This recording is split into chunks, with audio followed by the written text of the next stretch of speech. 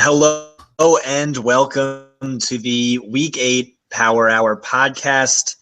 I have to apologize. We're recording this one a little late. I had a weird week personally. Johnny knows all about it, and so we couldn't do it last night. Had to bump it to Saturday morning. Hopefully, you still managed to listen. If you did, really appreciate it. Johnny, what's going on?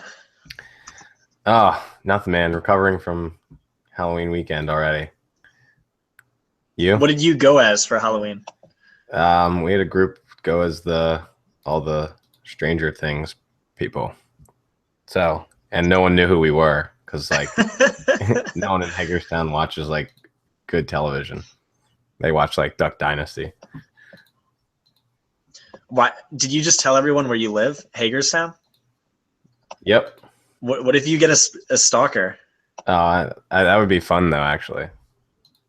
All right, well, whatever. More important news, we finally have a Power Hour drinking game. Shout out to our boy Joe Pano at Paeno on Twitter. It's his pin tweet. It's our pin tweet on our Power Hour Twitter account. So if you want to follow along and do this drinking game, check it out. He has it in a Google Doc. I haven't opened it. I don't know what the rules are. I figured that way we could at least do one podcast where you guys get all fucked up or we're not self-aware about it. But the next podcast we'll read it aloud and go over each rule one by one. But this one I wanted to let you guys have a chance to have some fun. I also promised I would talk about the wedding I went to last weekend. Do you want to hear about it, Johnny? Give it to us, man. All right. So I woke up late for it, which is fairly typical of me. And I didn't try on my suit. I put it on, and it didn't come close to fitting. The pants were I couldn't even zip it up halfway, let alone button it. So I drove to a random tailor. It was some little old Korean lady, and she's helping another family, and they just all stop what they're doing because they see me with my boxers hanging out and not able holding up my pants, and she's like, "Oh, what happened?" And I'm like, I have to go to a wedding in 45 minutes. Can you help me out? I don't want to do it in Korean, old Korean lady accent in case there's any old Korean ladies watching. But yeah. So she's like, go change into something. Do you have anything to change into? And I'm like, let me go back to my car. Let me see. All I had was a bathing suit that didn't really fit, and I accidentally spilled bleach on it, so it's just weirdly discolored. So I put that on. I'm wearing a bathing suit and then a full suit above it, and she's just trashing me the whole time, you look so silly. And then as she's letting the pants out, she's like, oh, what, you ate too much Halloween candy already? And just absolutely trashing me. But she did a good job with it. The kinds of fit. She just told me not to eat too much or dance too crazy. And so I went to the wedding. I was 5 minutes late, which wasn't a big deal because it always starts late. And then I got hammered, and I was really worried I made a gigantic fool out of myself. The next morning I had to wake up and do a hungover Fan Vice podcast. And I did it. And I'm also not doing that podcast anymore, maybe because I do it hungover too many times. So I wake up after the podcast. I'm like, okay, first I want to throw up. Second, what did I do last night? Are these people going to talk to me? Was I a gigantic ass? And it turns out I wasn't. I was super charming. I was dancing with the grandmothers. They loved me. I got 3 girls' phone numbers. Drunk Scott killed it. That never happens. It's your best weekend, man. Yeah, it was definitely a great weekend for me. We were profitable in DFS, so it was a good weekend for us. What about this weekend, though? Yeah, man, let's do it. You wanna jump right in? Yeah. Yeah. All right. So first up is the London game. We have the Skins. I guess they're technically at the Bengals. I don't know. Neither team's really at home because they're in London. This one actually has like a kind of a high over under, like 49.5, and it's gone up since it opened.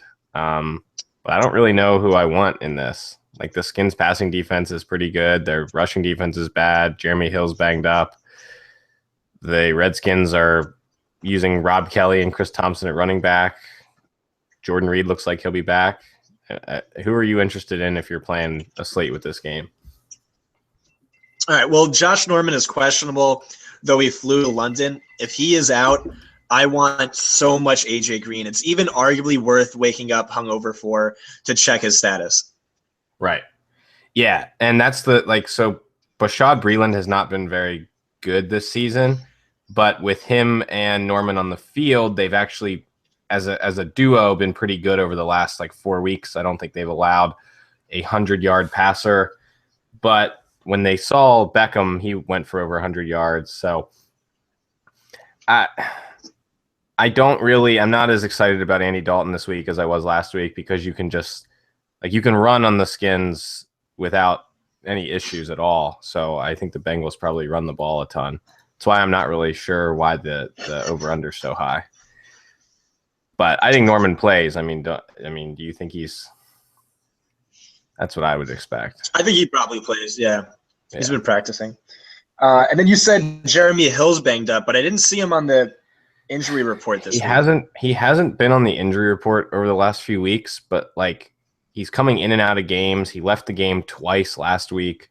He had a huge game, but he only had 9 carries. Are you sure that was due to injuries? Yeah, it was a chest and a shoulder thing. He's been dealing with this same shoulder chest issue for 4 or 5 weeks now, and they're just not saying what it is. So I don't know. The deal is he's going to play. I think if he's healthy, the matchup is great, but it's tough to trust a guy who's only getting 12 carries and may be injured. But he's definitely in play for GPPs because the Skins rushing defense is so bad. But other than that, I'm not even though I'm not really excited about this game. I don't know. Are you? What about the 2 tight ends? Bengals beat reporter said they think Eifert plays close to his typical workload. Yeah, I guess you could consider him, since the Bengals have been good, or not the Bengals, the Skins have been good against wide receivers recently. But overall, their passing defense has been good. So I don't know. I'm not excited about the passing games. I should be, I guess. Vegas tells me I should be, but just not all that excited about. And Eifert, what he saw 1 target, last 2 targets, had 1 catch. It's I want to see it first with him before I'm going to roll him out. And Jordan Reed. Jordan Reed's in play every week when he plays. So. And what about LaFell if Norman does play? I don't know. Gross. Yeah, it's he keeps scoring touchdowns, but I don't know how long that's going to last. Eventually, especially with Eifert coming back, yeah. Right. Yeah. And Rob Kelly. I think I like Chris Thompson even more than Rob Kelly, to be honest. Yeah, I like Chris Thompson for sure, and I think he's going to catch some passes. The Bengals defense has just not been that great as a whole the last couple of weeks. We every week we're the Bengals defense should be better than this, and then they're just not. So they're not that good. They're not good against the rush or the run or the pass. So I think Chris Thompson's definitely interesting. I Rob Kelly's going to get the thing with Rob Kelly is it's if he's struggling, then Chris Thompson's going to play all the snaps. If Rob Kelly's having a good game, Chris Thompson's still going to get the passing work and red zone work. So I like Thompson, though I don't think you can really use either of them for cash games. All right. You want to talk about a game that's more exciting? Yeah. So let's talk Seattle, New Orleans. So this game is it's a weird one to diagnose because we know there's going to be points scored, but we also know Seattle's defense is really good, but Drew Brees is at home, so it kind of like cancels out. Brees is interesting. He's thrown for, I think, 3 touchdowns in his last 8 home games. It looks like Michael Thomas probably sees the most of Sherman in this. I doubt Sherman shadows anyone with the way they line up. It's a Jimmy Graham revenge game, Michael Fleener narrative, or Kobe Fleener narrative because he took his job. Kristen Michael should run all over the Saints, and we don't know what's going on with Russell Wilson. Who are you looking at in this one? Yeah, so I think that was a good point about Breeze at home, kind of canceling out how good Seattle's defense has been. But Seattle's also without Cam Chancellor and Michael Bennett. I think that's big. Yeah. So Michael Thomas, I think Sherman sticks to his side, which means he'll mostly get Thomas and Cooks. Cooks has blazing fast speed, and Sherman's not really a guy who runs very fast. That's not really where he excels. Michael Thomas, he was a guy we were torn on in the preseason because we kept hearing, oh, he's going to play the Colston role. He's going to play the Colston role. But he only played in the slot like 5 snaps in his entire college career. And the beat writers were saying Snead was going to play in the slot this year. And we were like, what? So then that doesn't make any sense. I think what they meant by the Colston role was he's just going to be their possession receiver. It doesn't matter that he's lining up outside or in the slot. And that's really been true. He's led the team in targets in 3 of the last 4 games. Still, it's a tough matchup. I think I'm more excited about Snead than I am about anyone else, even though he was dealing with that toe injury, and we can't be super confident that he's like 100%. Seattle's giving up the 10th most fantasy points per game to opposing wide receivers out of the slot, but they're well above average everywhere else against wide receivers and tight ends this year. You can kind of beat them with the tight end last year, but that's not really the case this year. So I'm not really sure. I am excited about Jimmy Graham, and I know you are too. He's seen 9, 8, 9, and 9 targets in his last 4 games.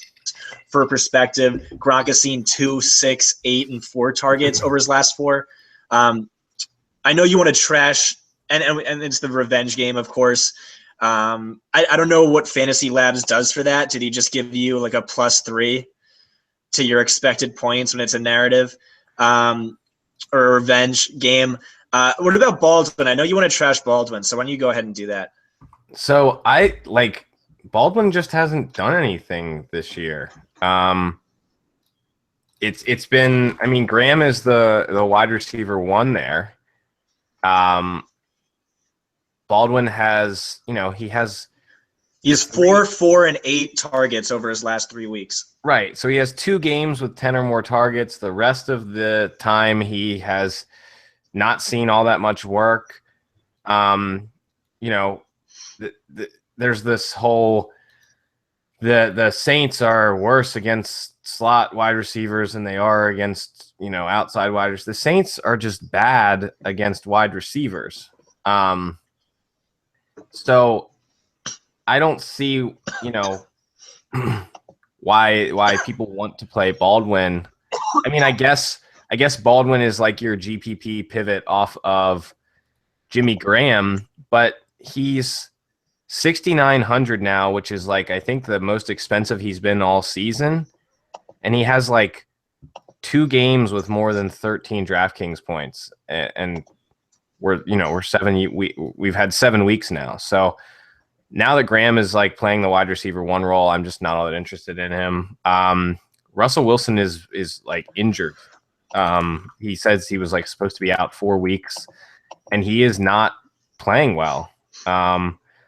So I'm not all that excited about Baldwin like everybody else is. I've seen people saying they want to use Baldwin in cash. I think that's crazy. I mean, sure, he could have. Yeah, you're not playing him in cash. I still think he is kind of interesting, but I've always been big fan of his and like kind of don't want to give up the dream just yet. He's expected to face off against Devontae Harris in the slot. Harris has career 99 snaps ever playing football, and he's graded out negatively in every single game he's played so far. So yeah, and I agree with your point on Russell Wilson. He does not look right, and I've heard some people speculate that that's hurting Baldwin. Like a lot of his production came on plays where Russell Wilson was running around, evading a sack, and then chucks it to Baldwin over the middle of the field, and he turns it into a big gain. So that could be negatively impacting him. Jimmy Graham, I think, is the real deal. Amazing what he's done coming back from that patellar injury. He's our number 3 graded tight end via the pass. Only tight ends above him are Greg Olsen and Rob Gronkowski. Do you think Breeze is going to be contrarian this week? Yeah. So I like Breeze this week, especially with the injuries for Seattle. You know, the pass rush injury is big with Michael Bennett out and Cam Chancellor. So Breeze has so many weapons that, you know, he'll be able to avoid Sherman. I think he's going to have success. So I really want to use him in GPPs. Like I want to load up on Breeze in GPPs. He's just like a lock to throw for 300 yards when he's at home, and he's so much more efficient. So definitely interested in him. I don't think you can use him in cash games just because, you know, you would use Matt Ryan before you would use Drew Brees. But he's definitely someone I want GPP exposure to. I don't know who you want to pair him up with. I guess it's Snead or maybe Fleener, but I don't think you necessarily have to pair him with anyone. And then the guy I really like in this game is Kristen Michael. He's sort of been like in a slump because he's played against some really good rushing defenses. But even in his slump, in three of his last 4 games, he has over 20 DraftKings points. And he continues to get targets. He has at least 3 targets in his last 4 games. So we know that the Saints are terrible against the run. So really like him, especially with Russell Wilson banged up. Anybody else you like? Yeah. No, that's a good call. All right. So next game, the Pats at the Bills. So the Bills looked like atrocious last week with McCoy banged up. McCoy looks to be doubtful this week. Brady has like struggled against the Bills in the past, but the Bills have looked bad. They've just looked bad the last couple of weeks on defense. After having like a big streak there where they look like one of the best defenses in the league over the last 2 weeks, they've sort of struggled a little bit. Especially last week, they looked awful. So are you interested in the Pats players this week or anyone on the Bills? What's the line done? So where's it at and how's it moved? That one has moved towards the Pats, and the over-under stayed about the same. But the Bills are projected to score like 20 points. It's one of the lowest on the slate. And it started off with a close line, right? Like 3.5 or something? No, it started with the Pats by 5, but it's moved to the Pats by 6. I mean, the Pats are away, and it's a divisional game, so those games are usually closer Vegas lines. But all right, so I love Brady this week. Potentially in cash, definitely in GPPs where he came in at only 7% owned on aces. He's number 1 in fantasy points per game. He looks fantastic. Easily the best quarterback on the field, except for when Breeze is at home. So I really like him. I don't want to give up on Edelman just yet. He's leading the team in targets with 28. Just has 0 touchdowns. He had a bunch last season, but not very many throughout his career prior to that. James White maybe is eating into that role. We talked about that last week. James White has 22 targets, second most on the team since Brady's return, and 3 touchdowns. I could see that tipping more towards Edelman's favor. Still, it's kind of hard to play him. Just know that he's going to be low owned, and he's Brady's favorite target. Blunt, I'm kind of interested in. If this game moves to 7, I think that's going to be like a big deal for me. Just we know how much better Blunt is when the Patriots win by like about 7 or more. He had 24 carries for 172 yards and 2 touchdowns last week. Gronk's always kind of in play, though I like other options for cash, given just kind of the number of targets he's seeing.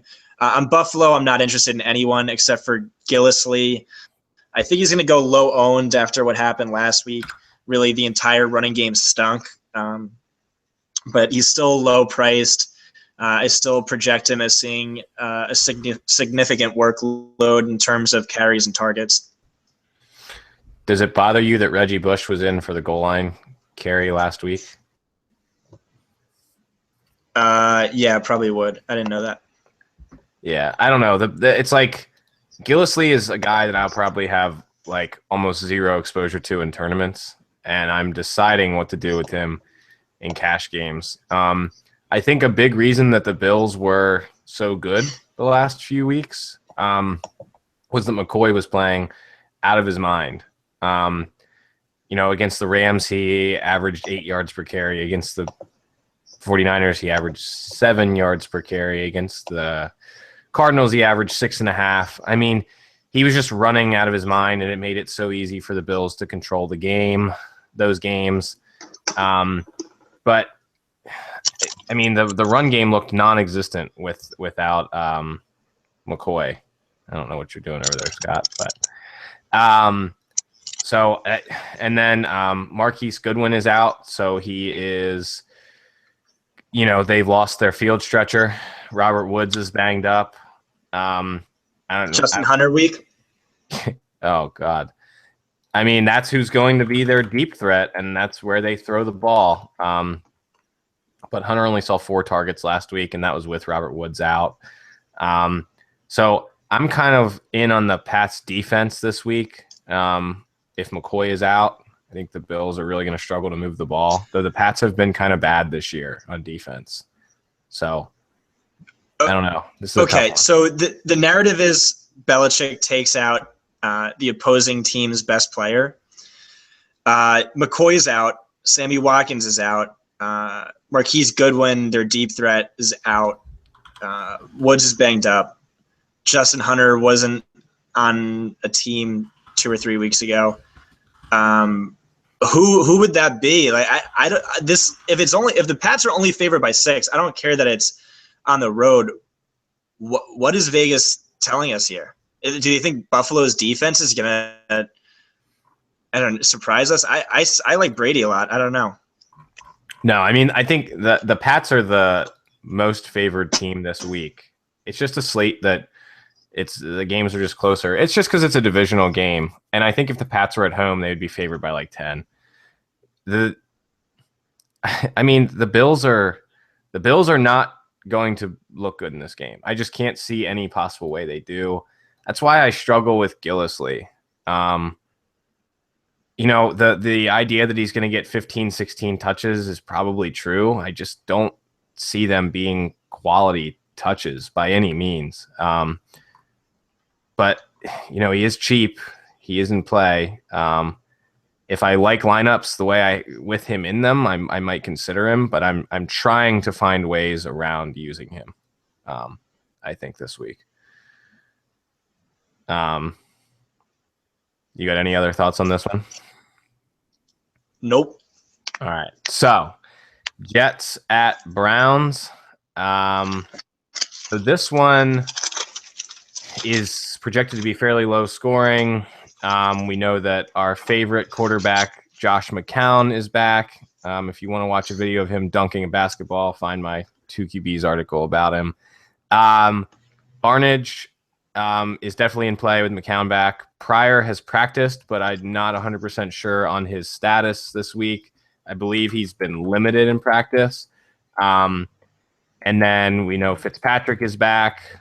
And both these defenses are terrible, and both of these offenses are terrible. So, what are we doing on this one? Yeah, so it's interesting. I love Pryor if I think he's healthy, especially against this Jets secondary that you could burn deep. Revis is still playing, but he looks like he's cooked.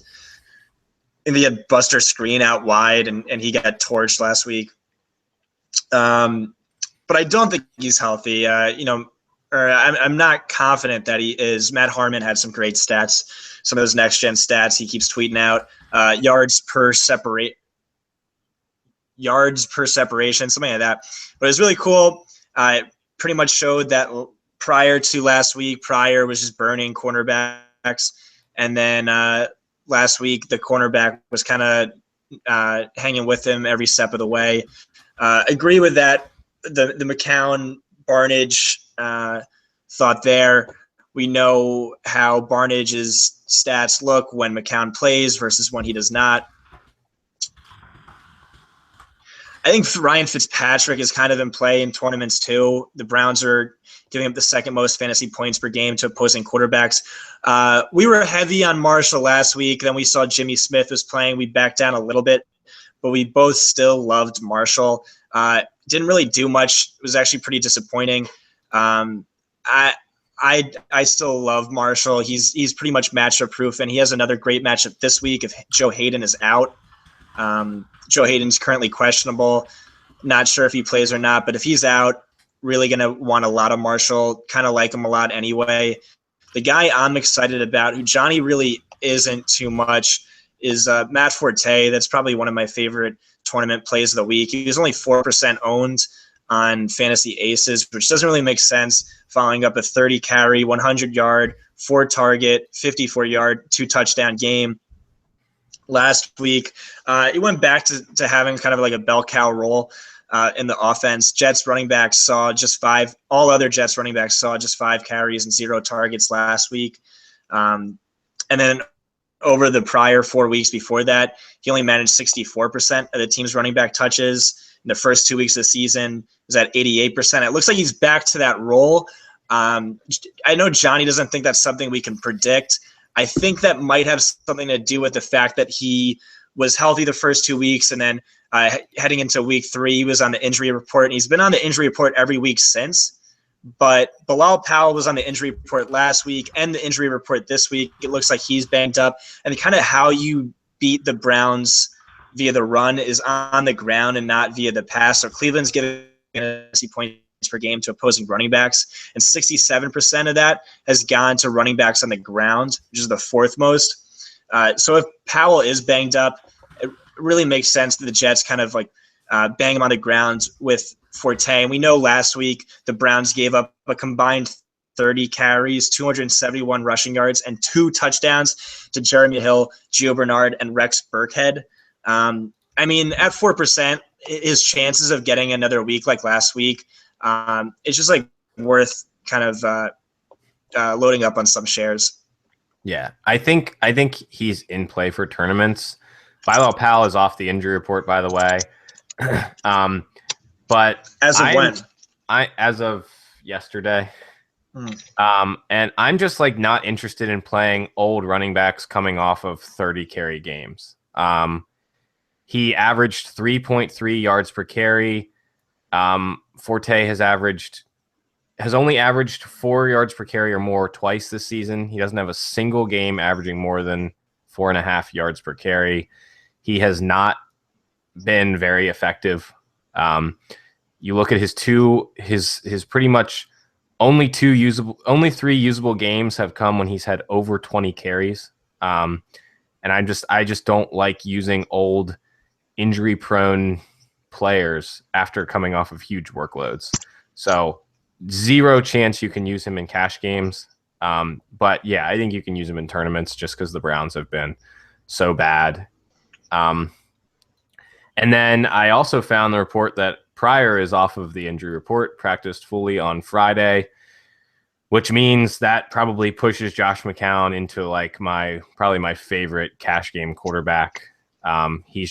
He's not priced as if he's going to be starting quarterback. He's 5,200 this week. The Jets are super, super bad against the pass. And they're allowing big plays. They're allowing plays to tight ends, and those are sort of, Barnidge and Pryor are going to be the two guys for McCown. And McCown against the Ravens was shredding them. He was completing 71% of his passes, had 2 touchdowns, and then he destroyed his shoulder. And while he tried to play through it, he was pretty bad in the second half. But big on McCown this week. Love Pryor now that I know he's healthy. Really like Barnidge. He's been super consistent over the last few weeks. He's getting around 7 targets a game, and he's had over 50 yards in, I believe, 5 or 6 straight games. And he doesn't have a touchdown this season, and he scored 9 last year. So I think that hopefully changes this week. I think he has a good shot to get in the end zone against the Jets, especially because you can't run on them. So the Browns are going to have to move the ball through the air, and the Browns passing game has been pretty good this season, even though they lose every week. So any other thoughts there, man? No, that's too many words on the Browns. Oh, also, can we play both of these defenses? I think you can play either of them. Yeah, okay. Okay. Defenses, whatever. Yeah. All right. So, defense is just so hard this week. I feel like you just have to just punt. So next game, Raiders Bucks. This one has a pretty high total. It's a pick 'em. I believe they have the highest or the second highest over under on the slate. Looking at, people want to play Jameis, Carr, and Cash. I think both are viable. Evans is definitely in play. Jacquizz Rodgers is back in play.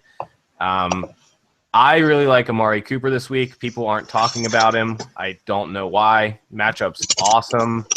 Cooper had one bad game against Jacksonville when he was shadowed by, Ramsey, who has been tough on wide receivers this season. Who are you looking at in this one, man? I'm not sure. What's really shocking to me?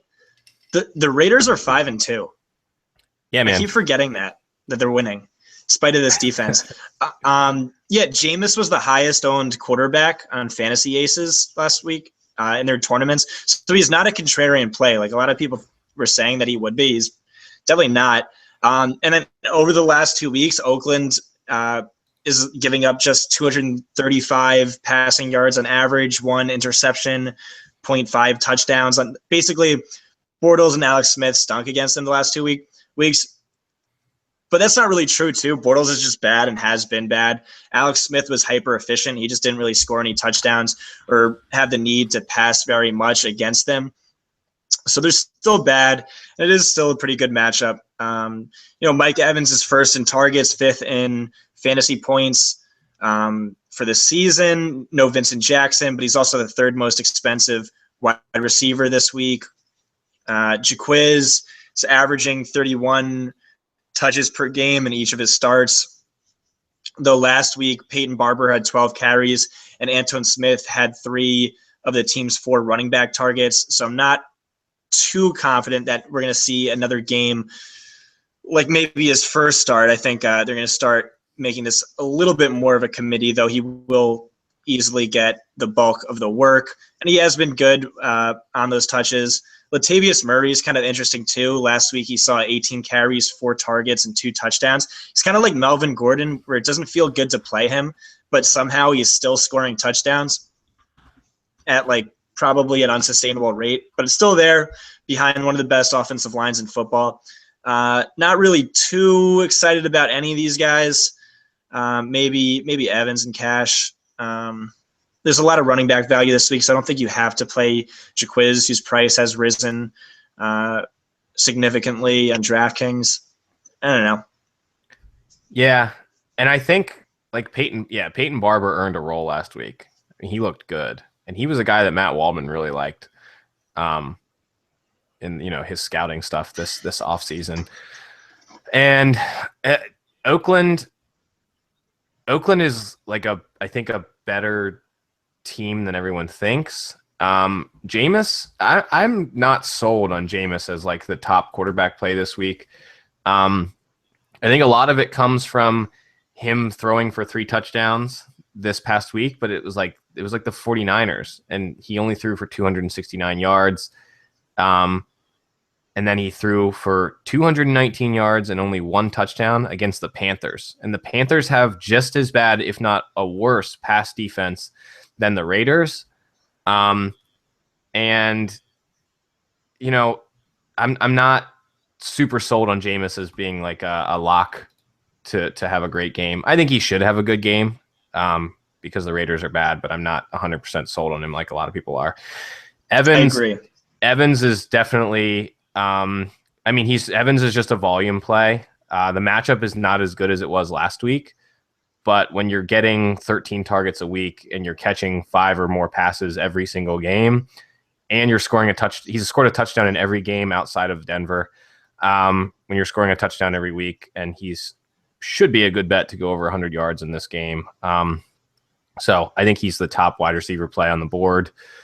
He's also playing a lot better than he played last year. So, but I like Carr and Cooper on the other side. Everyone wants to play Jameis. So I'm going to have a lot of Carr and his wide receivers in tournaments, especially because he's pretty much the same price as Jameis. But I think this game's stackable, but I wouldn't be surprised if it was a little lower scoring than everyone thinks. Is that about? Do you have any interest in Brait? I'm like done with him. No, I do kind of like Brait. Like he's like interesting, but he has 3 targets in each of his last 2 games. So yeah, that doesn't make sense to me though. I feel like that's gotta rise. But yeah, it's hard to make that. It's hard to feel good about it. But I think he's in play in tournaments. Maybe as a pivot off of Doyle. Right. All right. Any other thoughts on this one? Nope.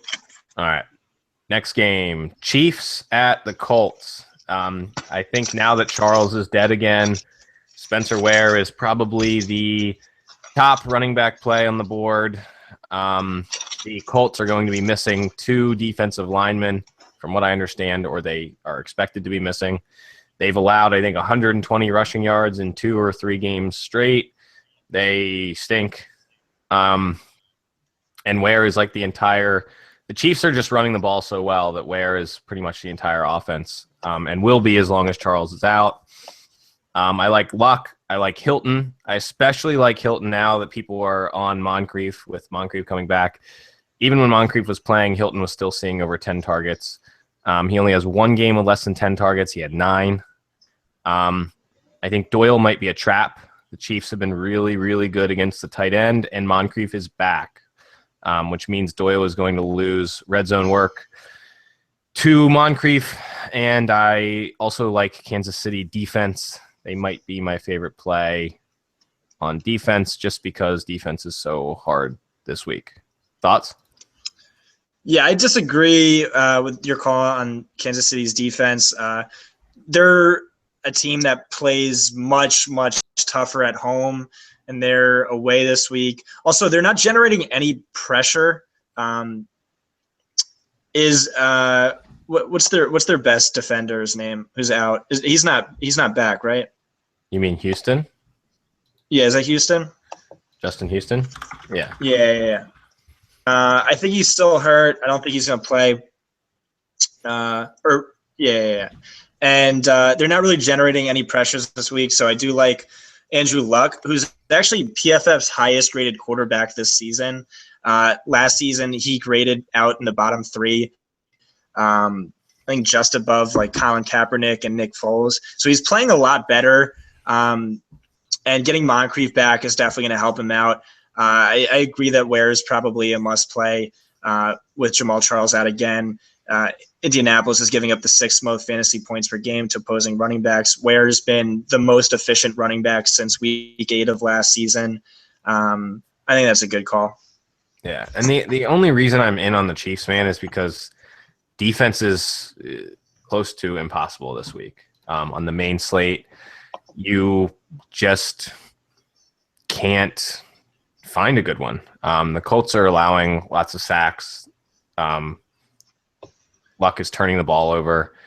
The Chiefs defense has been a fantasy performer this season. They are generating, while they aren't getting sacks, they're generating turnovers. It's just a really hard week for defense, man. It's just really hard. All right. So I want to talk about T.Y. Hilton a little bit more. Yeah. So you mentioned the volume he's getting, but the matchup's also great as well. So Kansas City's cornerbacks on the outside are Marcus Peters and Phillip Gaines. Peters is great. He's our number 6 graded cornerback this season, but he's also slow and prone to the big play. Last season, he gave up over 900 yards in coverage. It was the 3rd most among all corners. He gave up 5 plays of 40 or more yards, tied for the 3rd most. This season, he's giving up 2 such plays, tied for the 4th most. And part of this probably has to do with the fact that he's slow. He had 4.53 40-yard dash time in 2015. Hilton ran a 4.34 40 in 2012. Now, Gaines, who's on the opposite side of him, he's much faster, but he's also nowhere near as good. He grades out 97th of 116 qualifying corners. So that's going to be about like 45% of Hilton's routes in this game. And the rest of the time, he's going to be in the slot up against Steven Nelson, who ran a 4.49 40 in 2015. He's our 12th worst graded cornerback this season. Over the last 3 weeks, New Orleans, Oakland, Pittsburgh, he's been targeted 18 times. He's given up 15 catches for 186 yards and a touchdown. Hilton's just been a monster, and I'm not worried at all about Moncrief coming back. And I've heard people talk about Moncrief being a top play. I don't know. I'm not too excited. What do you think, Johnny? I think Moncrief's a good play. I don't know about a great play. I struggle to play with guys coming off of like multi-week absences. And he wasn't even like, we weren't even sure that he was going to play early on this week. And it was like, they were like figuring out if he was going to be able to play. So that bothers me. But he is super cheap. I mean, he's 5,400 on DraftKings. But I think, he's going to be on the outside more, so he probably runs against Peters more than Hilton does. And I like Moncrief, don't love him. I think I like Luck the most there. When thinking about who Moncrief helps, I think it's Luck. So I like Luck a lot. Ware is pretty much the only guy I'm considering on the Chiefs. You playing anyone else on the Chiefs? Okay. All right. Yeah, and I think Krief hurts Doyle a lot, so I'm not really on Doyle this week. All right. So next game. Yeah. Lions at the Texans. So this one, the Texans are actually favored in this one, which kind of surprised me. But I guess the Lions defense is probably one of the worst in football, and they're going to be without Darius Slay. So wait, the Lions are favored? The Texans are favored, sorry. Yeah. Yeah, so that surprised me. But the Lions defense is going to be missing Darius Slay. They've been just about the worst passing defense in football. The Texans have one of the best passing defenses, but nobody really talks about it because their offense is so bad. And then we might have Alfred Blue if Lamar Miller misses. Can you use Brock or his pass catchers in this game? What are you doing with him? Yeah, man, it feels so gross, but he's definitely in play in like tournaments and stuff. He's like 5th in the NFL in attempts. Gets set to face off against our PFF's 8th worst graded secondary. They're going to be without Darius Slay, who ranks 10th best among all cornerbacks in coverage this season. The Lions are giving up the most fantasy points per game to opposing passers. Kirk Cousins just dropped 23.5 on them. Case Keenum dropped 30 the week before that. I mean, if Case Keenum can do it. Also, Osweiler, interestingly enough, is averaging 16.3 fantasy points per game at home and 8.5 fantasy points per game away. So he's a home favorite this week, which correlates well for fantasy. I mean, it's gross, but he's probably in play. Yeah. Yeah, I mean, I think Fuller is a guy who I'm really interested in tournaments. People seem to have forgotten about him. He's recovered from his injury and should be able to get open deep against the Lions. And then a guy that I'm really interested in is, if I can even pronounce his name, is CJ Fedorowicz. I guess it's pronounced. Lions have been really, really, really bad against the tight end, and he has now seen 7, 7, and 8 targets over the last 3. Brock seems to like him. His snaps are going up. His role has been increasing, and I think he makes a lot of sense. And he's 2,800 on DraftKings. He's definitely in play for cash games. CJ Fedora tips. If we play him in cash, like the JMO thing, if we play him in cash, we have to do a Fedora tip for every catch he has. No. He's a good play. Yeah, he's second in targets, 6th in PPR over the last 3 weeks. Detroit is really trash against the tight end. I like your point on Fuller too. Actually, I'm pulling it up right now. Yeah, Detroit is giving up the second most fantasy points per game to opposing tight ends. I like the point on Fuller. So in every game that we both played, Nuck has 6 more targets, but only 3 more catches, just 1 more touchdown, and 30 fewer yards than Fuller. And their price differential on one of the sites is like insanely glaring and confusing. Don't remember which one that is though. But yeah, I'm kind of leaning more Fuller, especially in tournaments where you can get that big play upside. Yeah, and I think what about everyone on Detroit? You get a lot of bodies back. Yeah, and that's why I think it's like no one. I think Vegas is telling us something, and I think Houston's passing defense has been really, really good. They've been worse against the run than they have been against the pass, and good luck figuring out who's the running back to own in Detroit. And they've been bad against the run. They have not been bad against pass catching running backs. They have been really good against pass catching running backs. So I think they're allowing like 4 catches for 25 yards to running back, something like that, something really low. So not really interested in anyone on the Lions. I probably won't have any of them. People are going to want to play Tate, but now that Theo Riddick is back and Eric Ebron, I think his role will go down a little bit. So I'm not all excited about anyone. And then if Lamar Miller is out, Alfred Blue is like a really good play this week. You agree? Not really. I guess. Ugh, I just hate him. Yeah. I mean, he's 3,000 on DraftKings. He will assume an every down role against what is, a bottom 10 rushing defense in a game that they're expected to win, and they are at home. So I'm in on Blue. I probably like Blue more than Gillislee if Miller is out. I don't think he's out though. I think recent reports were that he's going to play. They're not sure what his workload might be. Yeah, he's a game time decision, so he probably plays. But I think pay attention. If he doesn't play, do you think that makes Brock Osweiler more attractive? No. I think Brock is a long shot either way.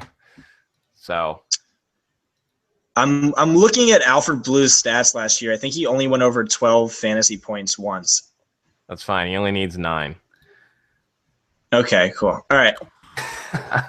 So, next game is the Cardinals-Panthers game. I am not on David Johnson this week. I am on him in tournaments, not in cash. I think Palmer, this is it for Palmer. If he doesn't do it this week, it's over. The the receivers are kind of banged up. I think John Brown and Fitz are both in play, with Floyd, possibly not playing. And then, are you interested in anyone on the Panthers offense? I liked Olsen a lot for a while, but it looks like he wasn't targeted as much last week. I'm not sure what was up with that, but like Olsen every week. You interested in anyone on this one? Dude, what? You're not on David Johnson? No. So I think it was correct to fade him against the Jets, and I think this is another spot that's not good for him. No, it's David Johnson. He's always in play. He's in play for tournaments. I'm just not using him. He's in play. He's in play in cash too. He has 93 fantasy points. He has 83 carries, 22 targets. That's the most fantasy points by any running back by 21 points. That's the most touches of any running back by 16 touches. That's essentially an extra game over the last 3 weeks among all running backs. He's clearly, at least these past 3 weeks, like putting together games and like a workload that's super unsustainable, sure, but like massive, like LaDainian Tomlinson-esque numbers. I think despite the tough matchup, I think he's still in play. Greg Olsen's a guy I think I am on. So Kelvin Benjamin's going to draw Patrick Peterson and should really shut him down. So Arizona's second fewest fantasy points per game to opposing tight ends, but last year in the playoffs, Olsen saw 8 targets against them and caught 6 for 113. What's really interesting about Olsen is so he's priced as like a shitty old end, but he's putting up like elite wide receiver fantasy numbers. He ranks first in targets and first in fantasy points per game among all tight ends. Among all wide receivers and tight ends combined, he ranks 4th in targets per game and 6th in fantasy points per game. On DraftKings, among all wide receivers and tight ends, his salary is only the 18th highest. He's not being used as a tight end. 57% of his routes have come from the slot, 5th most among tight ends. He has 13 deep targets. Those are targets on balls traveling 20 or more yards through the air. That ranks first at the tight end position by 6. And among all receivers, that ranks 7th most. When Cam Newton's targeting Olsen, he has a 113.4 QB rating. When he targets anyone else on the team, that doesn't reach triple digits. I think, and Patrick Peterson's allowing the second fewest fantasy points per snap among all starting corners. I think Kelvin Benjamin does nothing. If you have him in season long, you're praying for a touchdown. But it just really makes the most sense to attack Arizona with Olsen.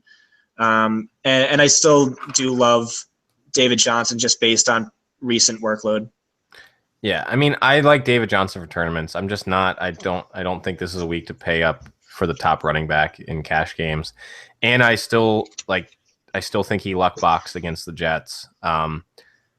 He got 2 goal line touchdowns. The Jets pretty much weren't allowing goal line touchdowns to anyone, and then he got them. The Panthers' run defense is like really, really good, and their passing defense is really, really bad.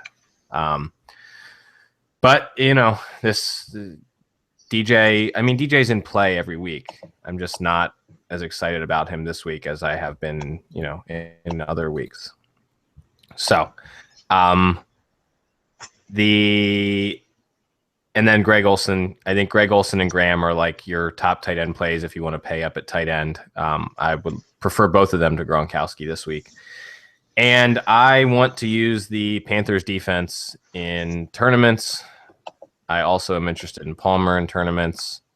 If the Palmer collapse is actually happening, then the Panthers should be able to get at him. All right. So the next game is the Chargers at the Broncos game. Early in the week, I was kind of interested in Rivers and tournaments and stuff, but looks like Vegas pretty much projects the Broncos to just smash them at home. And do you want anyone in this game other than, Devontae Booker is the free square this week, but are you interested in anybody else? No, I think that's it. I think that's right. I think Booker's a lock. It was one of Aaron H's guys. We talked about him in the preseason a lot, and in MFL 10s too, I think. San Diego is giving up the second most fantasy points per game to running backs. Booker really, he looks fantastic. He looks like a great fit for this offense. At home, favored by 4. I think that's the play. Not too worried about Cabri Bibbs. In a tournament, you can go Simeon and the receivers as a leverage play off of Booker, and that's it. That's all she wrote. Yeah, and then I think Henry and Gates. Yeah. Are interesting for tournaments, but with Henry with the concussion thing, I don't think you can play him in cash, especially since his role has been a little limited with Gates coming back. Yeah, actually, I do like Gates. I don't like Henry. His targets and snaps were declining in every week this season since Gates' return. It was really more of an afterthought in the last few games. Gates had, I think, led the team in targets. Denver's giving up 28% of their receiving fantasy points to tight ends. That's the second most. But it's a gross tournament play, and that's all Gates would be. And the thing about Gates is the volume has been there. He's getting tons of targets, but he's been playing really bad. He looks really bad.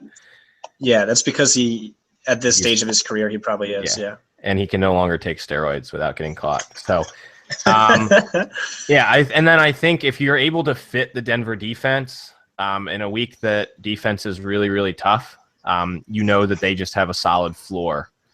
They're not going to get you 0 points. They're going to get you 4, 5, 6 points. And then, if any defense has a chance to take something for a touchdown, it's the Broncos. Anything else you like here? I'm not super excited about this game other than Booker. Nope. Okay. All right. So Packers Falcons. This is the projected fireworks game. So the over-under is 52.5, which is the highest of the week and one of the higher over-unders in a while. Falcons have a 27.5 point implied team total. Matt Ryan, coming off of a down performance, has dropped in price since last week. And I think he is yet again the highest raw point total projection for a quarterback for me would be Matt Ryan. If I can fit him in cash, I like him as a cash game play. Julio makes a lot of sense. The Packers are, giving it up to wide receiver ones this season, though they've improved a little bit recently with the way they're using their safeties to defend against getting beat deep.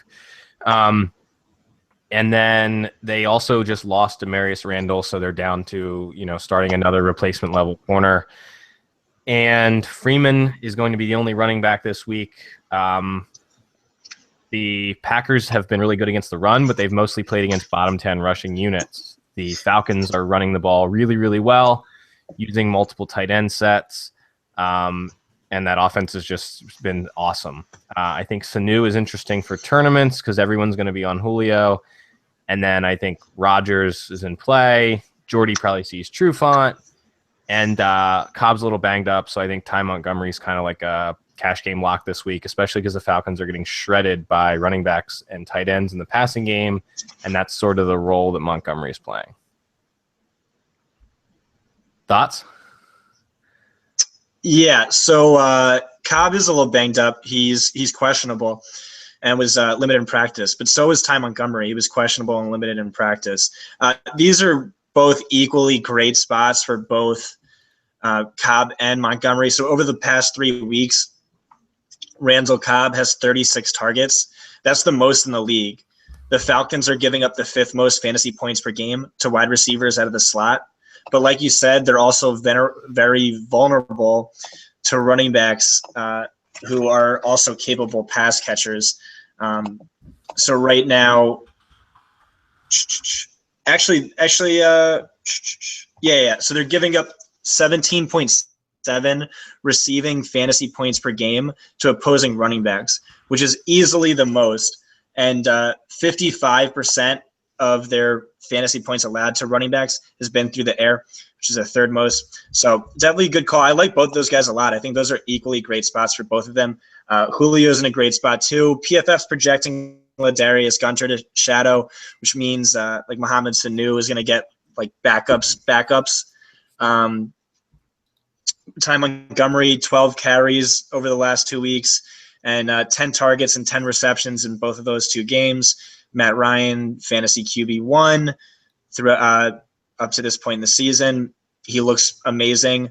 And then Devonta Freeman. So if you asked us on like Tuesday, you were calling him Devonta Free Space or Free Square. So he's 9th among running backs in fantasy points at this point in the season, and that's in a committee. The Falcons are scoring the most fantasy points as a team at the running back position. Last season, he was fantasy's RB1 when he wasn't in a committee.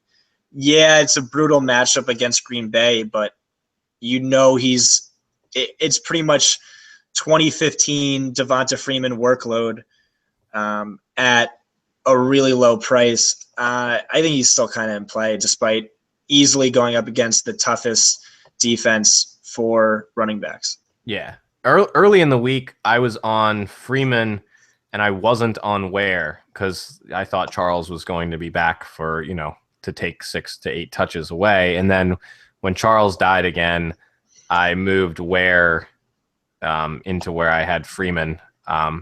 Since he's that's a better move. Yeah. Yeah. It's Freeman's in a great spot. It's just tough to fit expensive running backs this week, since there's not a whole lot of value at wide receiver. But then, are you interested in Devontae Adams after his big game last week?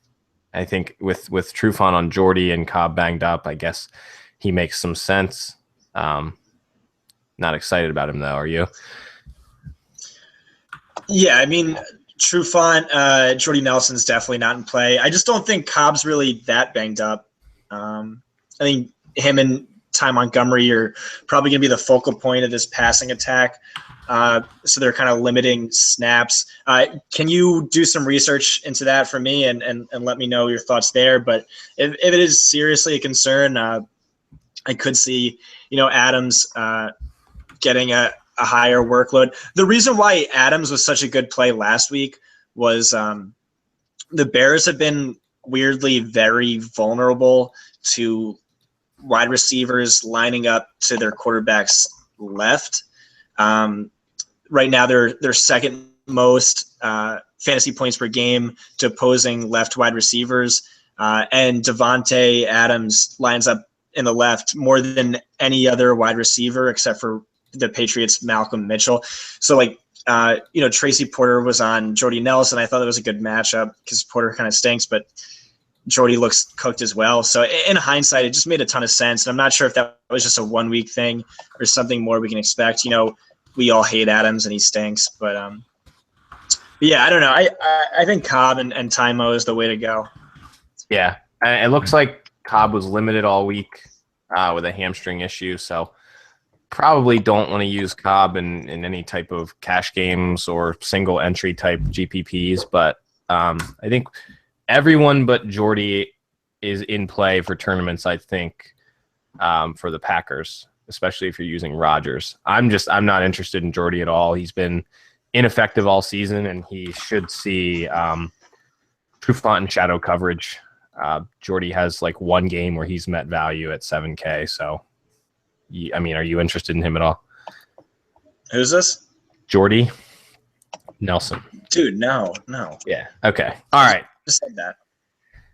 Oh, all right. Well, I was looking up Cobb, man. Okay, so yeah, so this is a game that you want to get exposure to. I think it's super stackable for tournaments. And that's really all there is to say about it. All right. So next game, Eagles Cowboys. This is kind of a weird one. I really like Zeke. Dez is back, but I'm not sure, what that's going to probably back. Not sure what that's going to mean for him. I think that just helps Zeke even more. I don't really like any of the Eagles. I think maybe the Cowboys defense might be in play. What are you doing with this one? So Philly's actually been pretty good against running backs.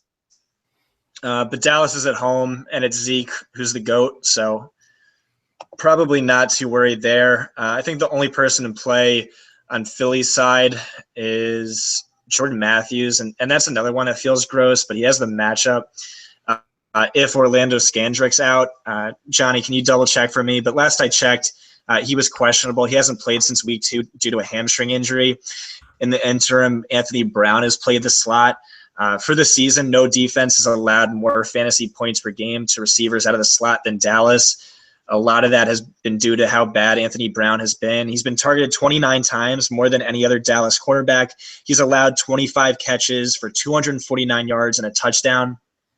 He ranks second worst in completion percentage, 7th worst in fantasy points allowed per snap, 11th worst in a QB rating. And the majority of his production has gone to guys like Brandon LaFell, Sterling Shepard, Jeremy Curley, really not anyone who's gone crazy. Jordan Matthews, he's their main slot receiver. 66% of his routes and 66% of his targets have been from the slot. He also has a 4-inch and 17-pound advantage over Brown. Again, this is completely dependent on if Scandrick sits out again. It looks like Scandrick will play limited snaps this weekend. All right, well, Matthews should still get time against Brown. Yeah. But yeah, I think Zeke's in play. Right, so maybe a few shares in a GPP. I think Zeke is in play. Like I've said earlier, it's tough to pay up at running back this week. But in tournaments, using Zeke and David Johnson instead of getting the value, definitely in play. Kristen Michael in play as well. I think they're all 3 really good plays. Not really interested in the passing game for the Cowboys. Eagles have been really, really good. So I think this is probably a low-scoring game. So does Vegas. They have it as one of the lower totals on the week at 42.5. Though the Cowboys are expected to win, I think the Cowboys defense is interesting. We've seen Wentz kind of not playing as well the last, few games compared to how he played to start the season. He did turn it over twice. Actually, I think 3 times against Minnesota. He fumbled the ball a lot. So it's about all I got on that one. Anyone else? Anything else? Nah. Yeah. All right. And I know people have talked about Zach Ertz too. I'm not using a guy who's seeing 3 targets a week. So, nope. Last game, Vikings at the Bears. How excited are you to use Matt Asiata this week and get his guaranteed 3 touchdowns? Yeah, dude, I have such a boner. If you're a longtime listener to this show, I have a plotter fetish. And that Asiata is like the plotter. He's just gonna get 18 carries for 31 yards and 3 touchdowns, and it's gonna be so good. Yeah, and the best part is that he's finally going to show the Vikings that he's better than Jerick McKinnon too.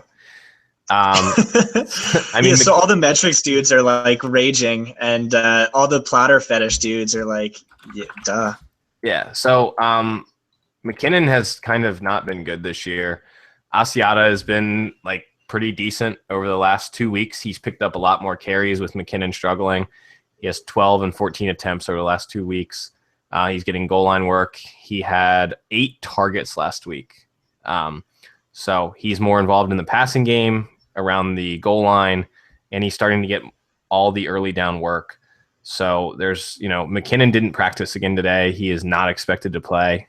Even if he does play, I don't think he's going to have a very big role, especially if they're winning.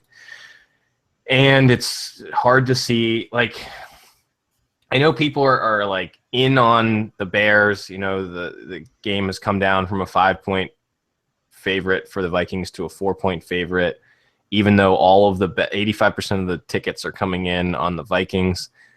I just don't see how the Bears are going to show up for this one, but maybe. So I like Asiata a lot. I like the Vikings defense. Not really interested in anyone on the Bears. You interested in anybody else? Nope. I think that was a good call.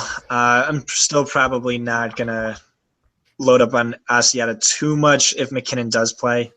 But if he doesn't, I think that's a really good GPP option.